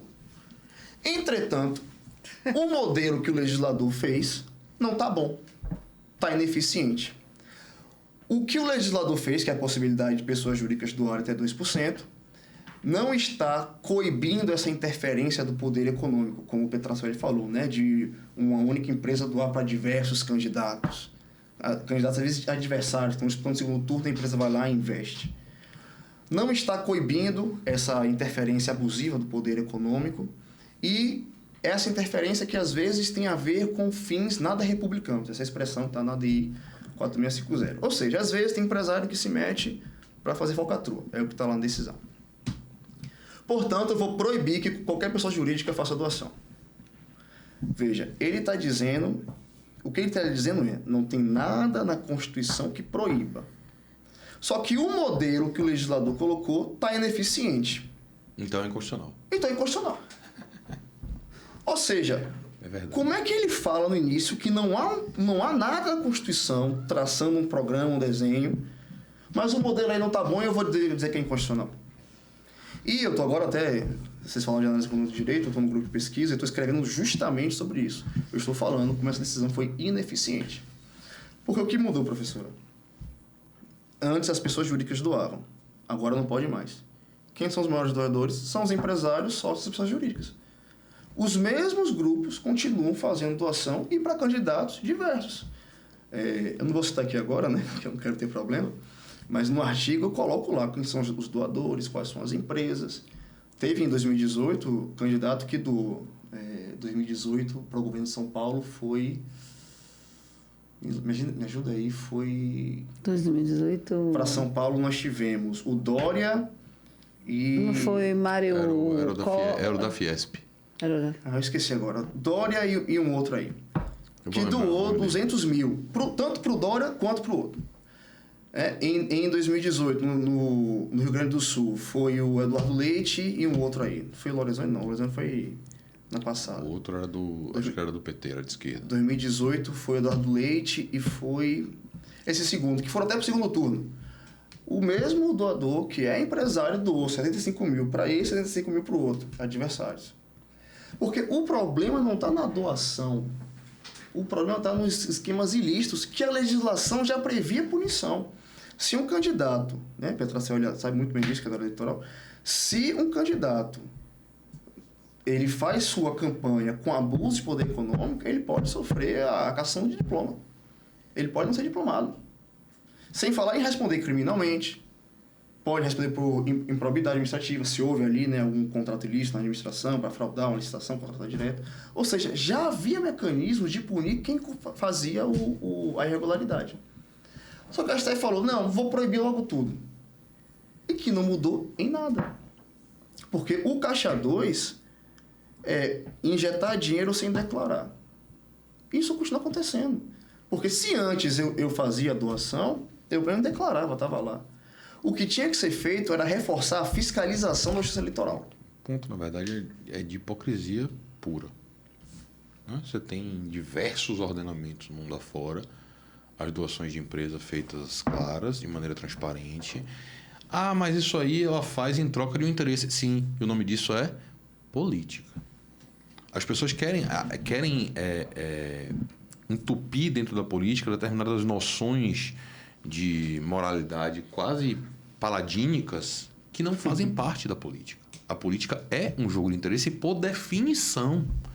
Se e você o poder não quer... econômico está dentro também. Dentro, enquanto é parte. O que você precisa fazer é com que aquilo não desnature a própria política. Então, se você vai nos Estados Unidos, por exemplo, hoje, você chega lá, e estou citando os Estados Unidos por ser um dos regimes democráticos mais antigos que a gente tem no mundo hoje e respeitados em termos de instituição. E dos mais fortes. Existe lá a figura do lobista como uma profissão institucionalizada e regulamentada. Aqui, lobista é sinônimo de ladrão, vagabundo, safado. Lá, o lobista é uma profissão. O cara é lobista. O que ele faz? Ele intermedia as relações entre o poder político e o poder econômico. Ele está ali no meio. E você tem algumas coisas que são extremamente interessantes. Você tem, por exemplo, a proibição de que um membro da Câmara dos Deputados ele não pode falar com um membro de uma empresa. Direto. É o lobista. Obrigatoriamente tem que existir o lobista no meio. Isso garante algum nível de exposição pública do que está acontecendo, porque se você hoje chega no Congresso Nacional Americano, você chega, aponta aquele deputado ali, todo mundo vai dizer, ele apoia a indústria farmacêutica. Ah, por que não? Porque ele recebe doações. Sim, ele faz o quê? Ele defende pautas da indústria farmacêutica. Ah, mas isso é imoral. Por quê? Exato. Qual a diferença? Vamos lá. E aí para você que, pelo amor de Deus, abra sua mente antes de pensar besteira e tá falando besteira também aqui com a gente. A gente está autorizado a falar besteira. Qual a diferença de João, candidato que recebe doações de uma empresa do ramo de armamento, e ele vai depois propor uma lei que traz algum tipo de incentivo fiscal para empresas de armamento? Pronto. Esse é João. José, por outro lado, ele não recebeu doações em dinheiro, mas ele recebeu 10 mil votos de uma comunidade e ele depois propõe uma lei para que seja realizada uma determinada melhoria naquela comunidade. Qual a diferença de João para José? Nenhuma. A diferença só é que um recebeu uma doação para a campanha e outro recebeu voto. E as duas coisas viabilizaram que ele se tornasse um representante. Então não tem diferença absolutamente nenhuma. É só uma questão de hipocrisia. A gente tem essa hipocrisia dentro da gente. Mas o STF só atendeu. Eu não consigo enxergar de fato nenhuma diferença. Você não consegue? Não. Ah, eu consigo. Ainda mais se você souber como é que os votos são trazidos, né? Ah, pronto.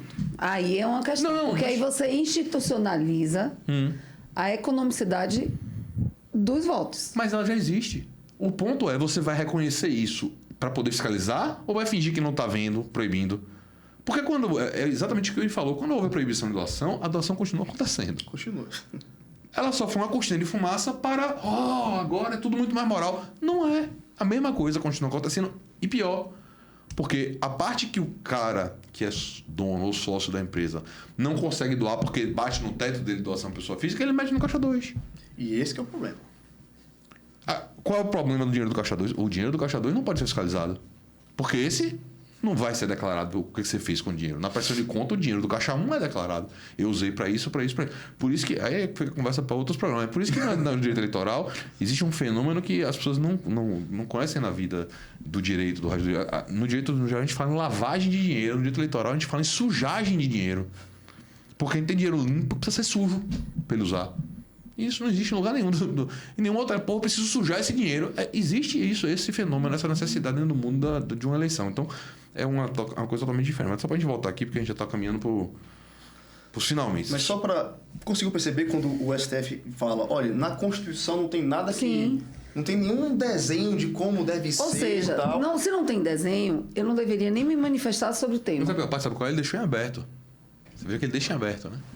Da forma como está hoje, é inconstitucional. Ou seja, se você depois mudar a lei, fizer um não sei o quê, traga de novo e talvez seja constitucional. Então você percebe que não é uma questão de um fundamento de que algo é... Foi uma questão de conveniência. Ele quis dar uma resposta à opinião pública, que em 2013, 14, 15 já estava se manifestando contra isso. Mas eu não quero ficar mais interrompendo. Desculpa. Não, pelo amor de Deus. O microfone é seu. É a gente que não pode interromper. Para a gente poder seguir pro finalmente, Yuri, eu queria que você me falasse pra gente o que você colocou lá na sua dissertação. Dessa maneira bem explicada, bem conceitual mesmo. Por que a gente então diz que o ativismo é um ataque à democracia? E aí, por favor, contextualize esse conceito de democracia dessa maneira que você escreveu na sua dissertação, que é totalmente desapaixonada. É técnica e... até poder usar uma palavra que você mesmo usou. Ela é desgourmetizada. Não está gourmetizada. Porque quando a gente fala em democracia, né, as pessoas gourmetizam. Você falar, não, você não é democrática, é uma ofensa. E não é esta a questão que trazemos aqui. Quando a gente fala de democracia, estamos falando de um regime que tem participação de todos os adultos que podem participar, né? Os adultos com capacidade de votar e de se colocar como candidatos, eleições que são periódicas e livres, e que os representantes do povo, eles têm o controle do programa, do que vai ser discutido, se eu vou aprovar essa lei ou não, se eu vou pautar essa lei ou não, se eu vou discutir essa lei ou não, com livre manifestação. Quando membros do Legislativo optam por uma decisão política, optam por criar uma lei que não há violação da Constituição,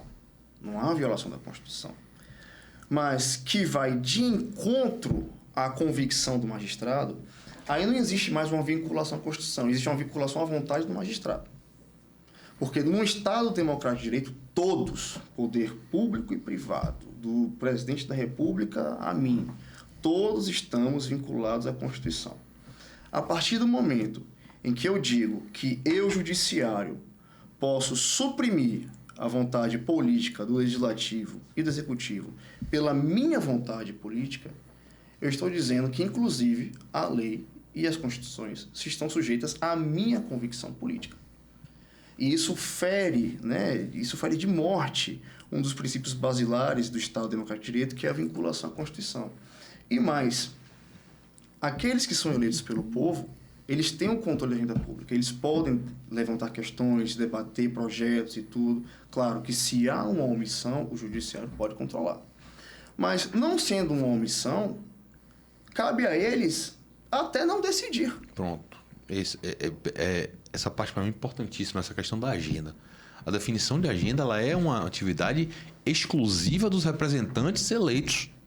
Inclusive do momento de dizer, não, agora não é hora de discutir isso. Não é nem entrar no mérito da discussão. Não, essa discussão aqui vai ficar para depois. A gente tem outras para fazer.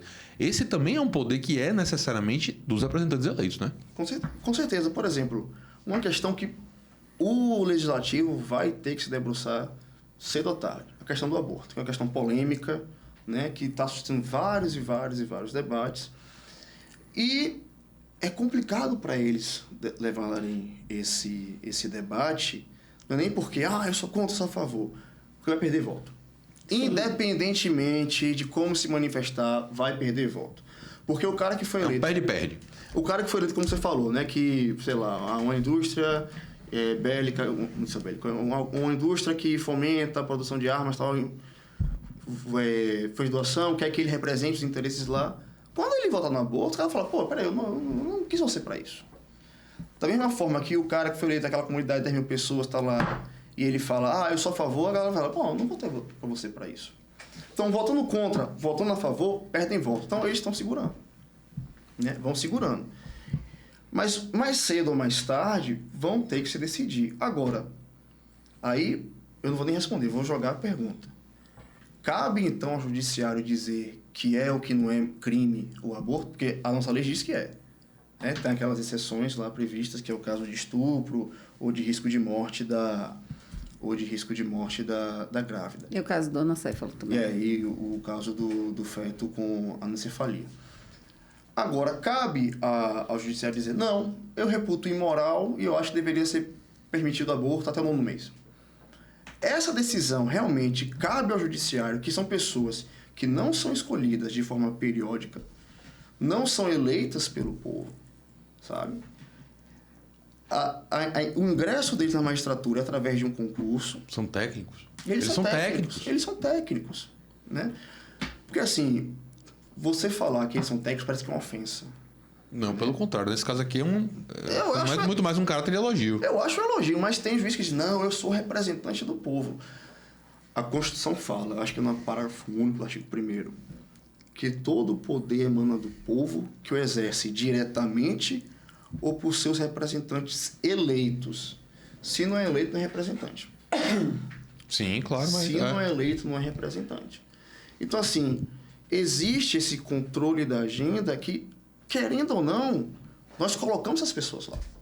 Elas têm que debater ou analisar o momento pertinente para levar esses debates à frente. Posso provocar um pouco? Pode provocar. Mas a partir do momento que o ministro do STF é indicado por alguém que foi eleito pelo povo, ele não tem também essa delegação de poderes? Aí eu pergunto, e o presidente... Você fala sobre isso, né? Aí eu pergunto... Tá vendo? Você tá vendo? E ele nem, um dos requisitos da democracia é que o processo de escolha dos candidatos, ele é feito por todos os adultos que têm possibilidade de participar como eleitores ou como candidatos. Esses são os requisitos da democracia, certo? Então, eu sou um adulto com plena capacidade, eu posso votar e posso me apresentar como candidato.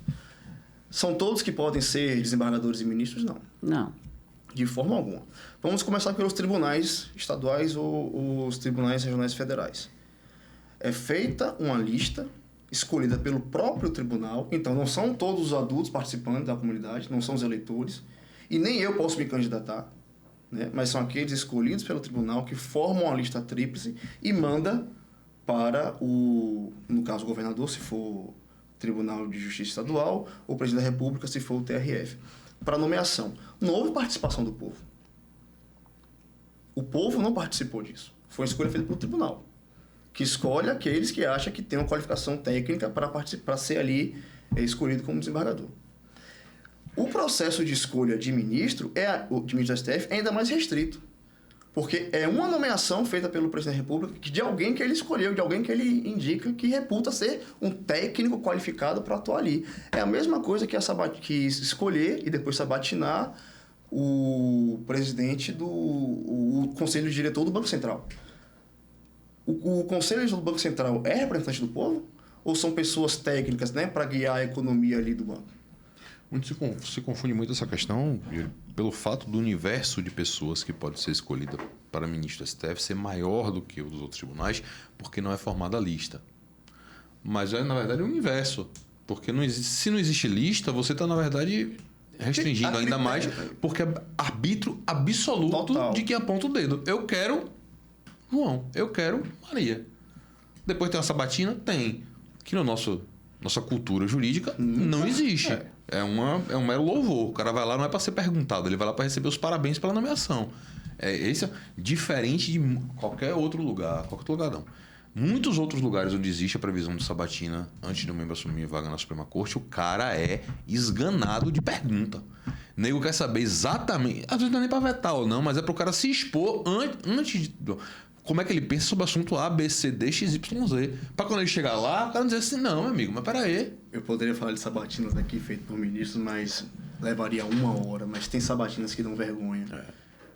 Não só pelas respostas dos ministros, mas pelas perguntas feitas. Eu lembro de uma ministra, não vou citar aqui e tal, até porque qual das duas, não lembro agora qual foi, que o senador falou, eu tinha perguntas, mas a elegância da senhora me encanta tanto que eu não tenho mais nada a perguntar. Foi a sabatina, né? Ah, que beleza. Essa é da Barbosa. Não, mas aí, pronto. Então, representantes do povo, a gente já está claro que não são. Não me parece ser, porque não foram eleitos pelo povo. Não houve uma escolha do povo. É a mesma coisa do presidente do Banco Central. Houve participação do povo nessa escolha. Qualquer adulto com capacidade, eu falo capacidade civil, não capacidade técnica, está ali participando para poder ser, ou é alguém indicado, né, pelo presidente para exercer uma função técnica. Por isso que eu reputo que ali não há um processo democrático, até porque não é periódico. Um dos requisitos da democracia é que o processo de escolha seja periódico. O cargo de juiz é vitalício. Agora, por favor, magistrados, isso não é uma ofensa, não. Isso de forma alguma é uma ofensa. Volto a dizer, é muito mais um reconhecimento do tipo de função que se exerce ali. E eu arrisco dizer, pelo menos a maioria dos colegas que eu tenho juízes, se sentem muito mais confortáveis na posição de técnicos, assim como a Constituição querem que sejam, do que quando são cobrados por terem posicionamentos políticos na exercício da jurisdição. Dos que eu conheço. Então, dentro do meu universo de amostra, digamos assim, o pessoal está muito mais tranquilo não sendo ativista do que sendo. E se entende muito mais cumprindo as funções, não sendo do que sendo. E aí um outro band-aid que a Constituição dá para essas feridinhas são as formas de participação direta da população no exercício do poder. Plebiscito, referendo e iniciativa popular. Tá lá. Mas ninguém dá importância. Porque às vezes ouvir a sociedade dá medo. Mas perceba, aí é que tá, né? Qual é o monstro que pretende ser governado? O monstro tem que dizer, e note, você tem instrumentos que estão postos na Constituição, existe até regulação em tese, mas a gente não tem. Da Constituição de 88 para cá, você só teve um plebiscito. Aquele de 93, eu acho. E o plebiscito já previsto no ADCT, ninguém falou assim, vamos decidir. Não. A Constituição já disse, vai fazer esse plebiscito aqui. Ou seja, ninguém quis fazer um plebiscito. A Constituição já mandou. Um referendo, que foi do armamento, e leis de iniciativa popular. Todo mundo, não, teve a lei tal que colocou homicídio como crime hediondo. Não é a lei de iniciativa popular. Não é. A lei tal que colocou captação de sufrágio, compra de voto na lei das eleições. Não é lei de iniciativa popular. Não existe nenhuma Alguém apresenta o projeto antes. Não, na verdade, quando chega lá, algumas já foram assim. Chega lá o projeto de lei de iniciativa popular e que, obviamente, não pode ser alterado em seu conteúdo, pode ser alterado em sua forma. Porque, eventualmente, erros, pode chegar ali todo cagado de erro. O cara chega, não, peraí, vamos ajeitar aqui, mas a essência da coisa tem que ficar. E você tem requisitos. X milhões de pessoas têm que apoiar aquele projeto. Chegar no Congresso Nacional e falar, rapaz, eu não tenho condição de conferir a legitimidade dessas assinaturas todas. Não, mas, fique tranquilo. Se você não quer a lei, vai ter a lei. Aí o cara chega, designa um relator e aquilo corre como uma lei ordinária federal comum. Então, todas as leis que a gente chama de iniciativa popular hoje do Brasil não são. Nenhuma. Uma provocação mais. É zero. A gente tem zero lei de iniciativa popular. Na reforma eleitoral de 2017, que todo ano ímpar a gente tem, na reforma eleitoral, a de 2015 foi a maior que teve em termos de quantidade de artigos modificados. Em 2017, a única coisa que passou foi a criação do fundão eleitoral, mas ela tinha no texto original uma quantidade de normas sobre participação direta que era um primor. O que veio dos técnicos das casas legislativas veio um negócio sensacional, mas não deu tempo de votar, não deu tempo de discutir, discutiu só o que queria, que era fundão, dinheiro para campanha, foi o que passou. Mas tem. E aí você, para efeito de comparação, você pega uma eleição, vou dar de novo exemplo americano. Os caras, em um dia de eleição presidencial, você tem 50, 100, 200 questões plebiscitárias disponíveis para serem votadas ao mesmo tempo, e o voto lá no eletrônico não é papel, viu, pai? Aqui que é voto eletrônico, a gente não consegue colocar porra nenhuma para ser. Então essas questões espinhosas da vida do cara, bota o plebiscito, meu irmãozinho. Concordo plenamente. Mexe lá, você tem remédio, tem, os caras, mas é muito mais simples. E aí é que eu acho que um magistrado que se sente com a carapuça do que a gente está discutindo aqui, pelo lado negativo da coisa, o cara, eu faço isso, mas eu acho que eu tô certo, os caras que nesse momento tá até com raiva da gente aqui, sobre você. De mim não, porque eu sou só âncora. Não tenho opinião, eu sou só YouTuber. Opinião é dele aqui, eu sou como é? Eu sou hoster. Esse cara tá olhando para isso e fazendo, mas a culpa não é minha. Com algum ponto de razão no que ele fala diante dessa discussão. Nesse, você viu que ele estudou direitinho mesmo o tema, não foi? Foi. E rápido, viu? Bicho, é brincadeira. A leitura dinâmica que a gente... Isso aqui é um negócio responsável. Isso aqui não é blogueiragem, não. Não.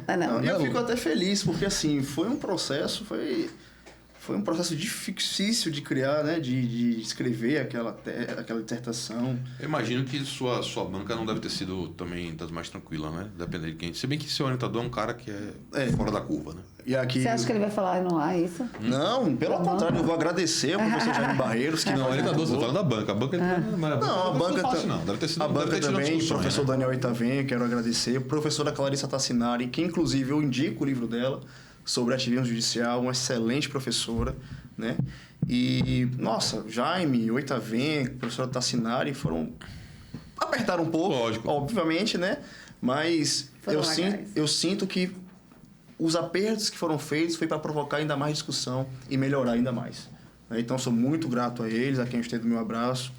E de lá para cá, a gente já falou sobre isso no WhatsApp, eu e você, mas de lá para cá, de 0 a 10, qual é o nível de treta que você arruma? Na verdade você arruma não, que arrumam com você por conta desse seu posicionamento? Vários. Dizem que eu tô querendo que o juiz volte a ser boca de lei, e não é o caso. Eu tenho que falar isso. Não, deixa ele quieto, tadinho. Só que você se sentia vontade, pô. Não, já me chamaram de... Eu critiquei a decisão do STF que criminalizou a homofobia. E para mim, homofobia, olha, que fique claro, né? Totalmente, eu sou contra essas questões intolerantes, preconceituosas. O Brasil é um país extremamente violento e para a comunidade LGBTQI+, é ainda mais violento. É um comportamento... execrável. Sim. Sabe? Mas quando eu falei, olha, mas eu não acho certo o STF ter feito uma analogia e assim, criando um tipo penal através de uma decisão judicial, eu não achei correto. Nossa, me chamaram de tanta coisa. Mas eu estou confundindo o mérito da opinião com o mérito do procedimento, né? Mas às vezes as pessoas querem que você concorde com o resultado delas, né? Eu dizendo, gente, eu sou contra essa violência e eu acho sim que deveríamos ter legislação protetiva. Agora, a partir do momento que você permite que o STF vá criando um tipo penal por decisão judicial, hoje foi legal, o resultado foi bom. Mas o que garante ano que vem? O que garante daqui a uma década? Quem serão os agentes que vão estar lá dentro daqui a uma década? O que garante que eles numa decisão futura não digam que não a homofobia, mas o racismo também já não é mais crime? Não, a partir de agora ele decidiu que não é mais crime aqui. Daqui a pouco vão falar que criticar o ministro do STF aqui. Não, mas veja, o problema do acesso é esse, né? Você pode concordar com o mérito dele porque é algo que lhe agrada, mas em algum momento não vai lhe agradar. E aí você vai ter que discordar do procedimento e não do mérito. Mas, sendo sincero, também tive apoio de pessoas que não concordavam comigo, mas disseram, velho, a sua opinião está bem defendida, jogue duro. Jogue duro, é isso aí. Isso é democracia, né? Mas veja, tá aí uma coisa que eu vejo em maioria, em muitas situações não vejo isso realmente, mas lá na UFBA eu vejo isso como mais uma regra do que uma exceção. Eu vejo muita gente que consegue ter esse nível de debate, de chegar e falar, não, velho, porra, nada a ver com o que você tá falando. Nada. Porra, não concordo, mas porra, você tá bem embasado, tá bem escrito, tá bem pesquisado, é a sua opinião, eu respeito, a minha opinião na verdade é essa aqui, tal. A gente vê umas tretinhas também, né? Que fogem disso, mas no geral eu vejo diálogos muito mais racionais. Isso eu vou deixar registrado, só para que faça valer como a democracia é um valor que impera aqui.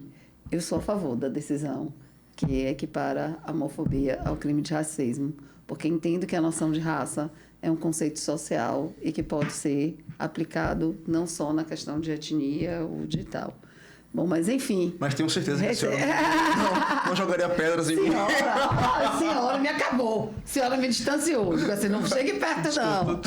Te colocou em outro local. Ele tá ali assim, ó. Pô, Yuri, eu queria lhe agradecer. Foi massa, né, velho? Foi, muito bom. Massa. Parabenizar de novo. Mudou a noção de ativismo. Sua dissertação é muito boa. Inclusive, se você puder, nessa sua fala de despedida, dizer onde é que as pessoas podem ter acesso a seu texto para poder ler, porque eu recomendo, de fato. Parabéns pelo texto e obrigado por ter vindo aqui poder conversar com a gente por coisas que com um tema que pode lhe trazer uma situação de crítica e de treta muito difícil, mas você defende de maneira muito tranquila seu pensamento com argumento. Não é com emoção, não é com mimimi, não é com não sei o que, não é com não sei o que lá. E isso é... Mimimi.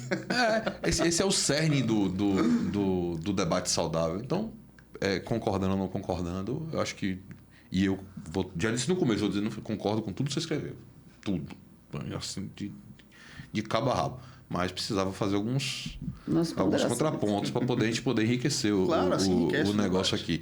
Mas, velho, brigadão e volto sempre a casa. Eu já vi uma vez, agora já é de casa. Não, eu que agradeço o convite, né? Lisonjeado por estar aqui. Agradecer a Petracioli, a professora Lira. A dissertação, colocar no Google, né? Botar o ativismo judicial como fenômeno negativo ao Estado Democrático de Direito. Lá no Google Acadêmico já aparece, seja baixa. Quem tiver dificuldade em achar, no repositório da UFBA está lá a dissertação. Fui convidado para escrever ela em livro, mas eu tenho mais interesse em fazer uns artigos, estudar mais, repensar e depois fazê-la como livro. Mas coloca lá no Google Acadêmico, né? O ativismo judicial como fenômeno negativo ao Estado Democrático de Direito. Yuri de Matos Mesquita Teixeira está lá, baixa, numa boa, tranquilo. E outros textos também meus, se quiserem também encontrar lá. Eu tenho o arroba dele aí, ó. No Instagram dele vai aparecer em algum momento aqui que a edição vai colocar. Aí você vai lá e pergunta pra ele, velho, me mande aí um negócio. Rapaz... Você não tem arroba, não? Eu tenho, mas posso falar uma coisa rapidinho? Não, eu tenho arroba. Que susto. É que meu Instagram não foi criado por mim. Foi por minha esposa e por meus irmãos. Aí eles criaram com o meu apelido. Que a família usa. Não tem problema, não. Tem problema se você sente mal de divulgar? Só justificando. Aparece lá Yurizinho da Bahia. Sensacional. Sensacional. Tipo aquele e-mail que a gente faz quando tem 15 anos e ficou. Eles botaram Yurizinho da Bahia e só apareceu, não tem mais nenhum outro, não. Justo, ótimo, excelente. Ninguém vai mais esquecer. Não precisa nem colocar oficial, só tem ele. Yurizinho da Bahia. Ivi, obrigado por estar aqui comigo. Em caráter excepcional. Semana que vem você vem? Óbvio que sim. Ah, tá. É bom, é sempre bom complementar, né? Galera, mais uma vez, obrigado por ficarem com a gente até agora. Se você ainda não fez lá no começo do vídeo, faça nesse momento. Se inscreve no canal, ativa o sininho. A produção tá aqui dizendo que eu sempre esqueço de falar. Mas está no seu coração, você tem que estar no seu coração pra você fazer isso agora. Viu? Faz uma inscrição, você vai ser avisado sempre que o episódio novo chega. E a gente faz isso aqui com um comprometimento da Zorra para trazer um negócio massa para vocês. Beleza? Semana que vem tem mais aula extra aqui no YouTube. E toda segunda-feira, você sabe, ao vivo, Rádio Metrópole aqui de Salvador, 19 horas. Tem programa aula extra também para você nos acompanhar. Beleza? Valeu, até a próxima. Tchau.